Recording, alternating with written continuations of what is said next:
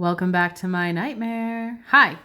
So let's do another project that I meant to show you, but I never quite finished filming it. So what I'm doing right now, I have bought this gorgeous spoonflower fabric. The designer is Blind the Sun, favorite new designer of fabric. I love these prints. They remind me of Alice in Wonderland, yes, a little, but mostly I just really liked the print. And I did accidentally buy it in the petal cotton, which is not the best for clothing. I'm going to let you know, I've worn this so much that it has faded noticeably, but it's still my favorite dress that I've ever made. So here I'm taking my standard block for a open front vest dress, and I'm just tracing the pattern onto the fabric.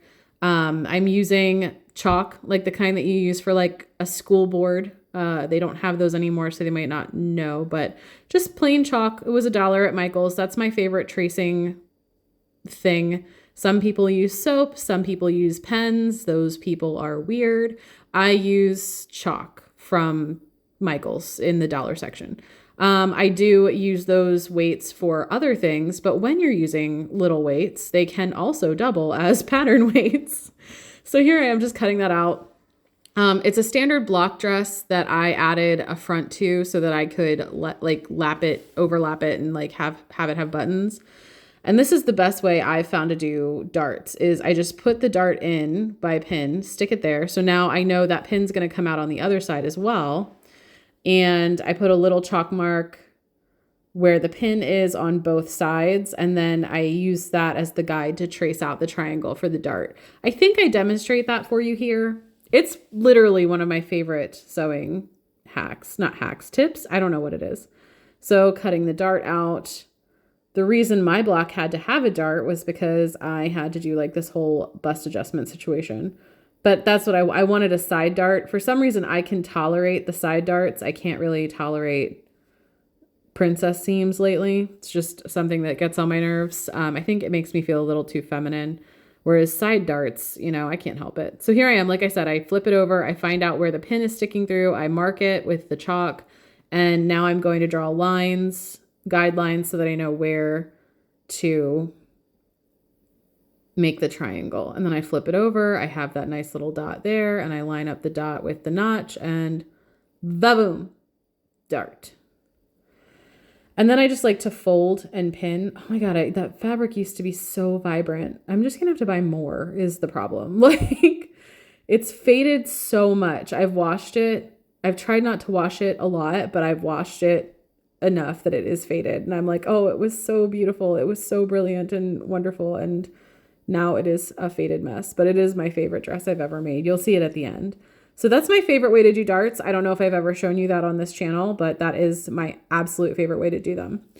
I like vest dresses that are kind of 90s inspired because one, it's a style I grew up with. I was a kid in the 90s and I really liked the layered looks, having a vest dress kind of situation over like a turtleneck or a collared shirt with tights. Like, I've always felt like that was just like the epitome of cool style. I'm a dork. I know. You don't got to tell me. I'm aware. So anyway, and so the back I'm going to do on the fold because I don't need the back to open up. So the back piece, I've already cut that out pretty significantly. You can see the shape of that arm is really, really deep, because I want to make sure I have enough room to wear like sleeves under it. And I had considered to try and make it look even more like a waistcoat to have like the back top half be a different color, but I ended up not going with that. It is all one piece. I was like way too lazy.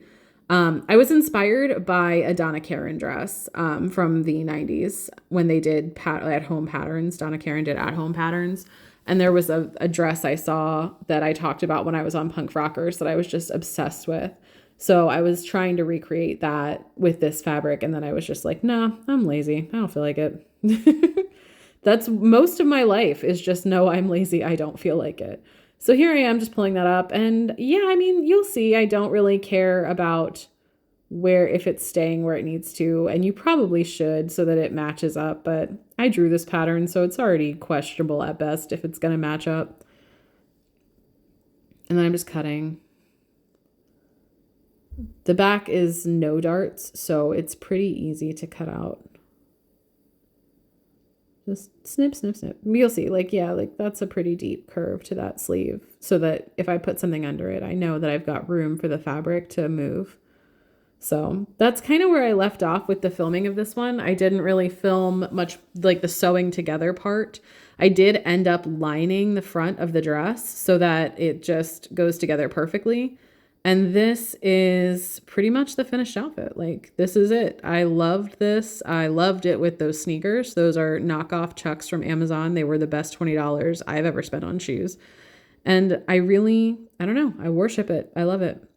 If you like this video, please consider liking, commenting, subscribing, telling your friends, watching another one, go buy my book, and take care of you, okay? Bye-bye.